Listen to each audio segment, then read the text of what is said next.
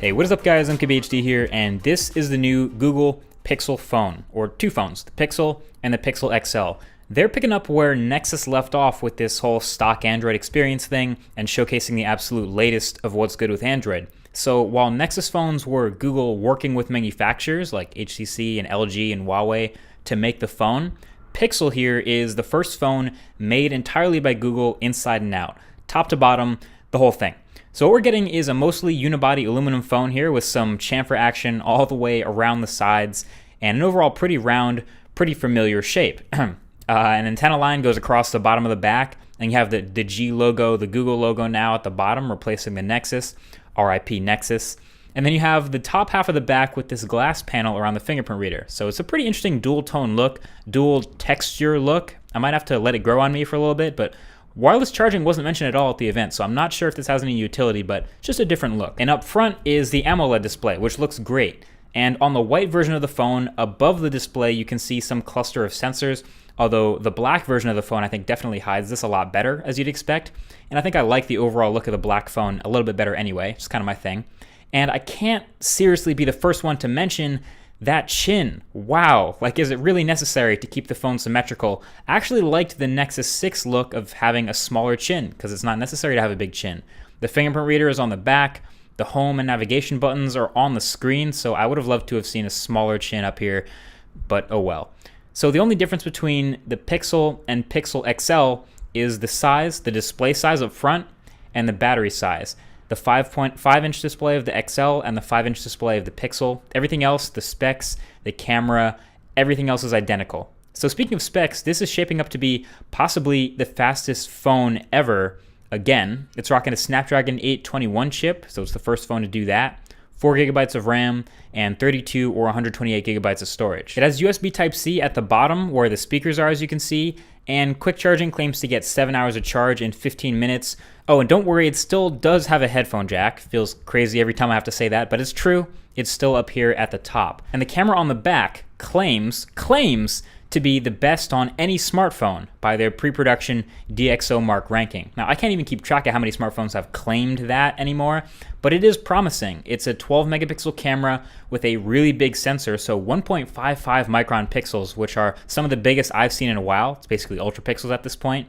f2.0 aperture, 4K video, and that LED flash. And with the software optimization, they're saying there's basically zero shutter lag, so you can take photos super quickly. So that's definitely something I got to test more when I get it. The few photos I did take in this environment, they look decent, but this was like the worst lighting possible, so I'll have to get out and test that for the full review for sure. And yeah, this is all launching with Android 7.1 on board. So it looks like it'll be the first and only phone right out the box to get that. And playing with it, I found it pretty nice. Now the round icons and the couple new UI tweaks, I can get used to that. I mean, at least all the icons are the same size now. But the rest of Android 7.1 is a bunch of new features and little additions to 7.0. The main one of those being the Google Assistant. Now, Google Assistant isn't new. It was in Google's Allo app. You can use that already. But now they've built it into the OS itself. So it's replacing what was essentially Google Now on tap, where that used to be. So now anywhere in any app, on any screen, you can long press the home button to get the little pop-up for Google Assistant.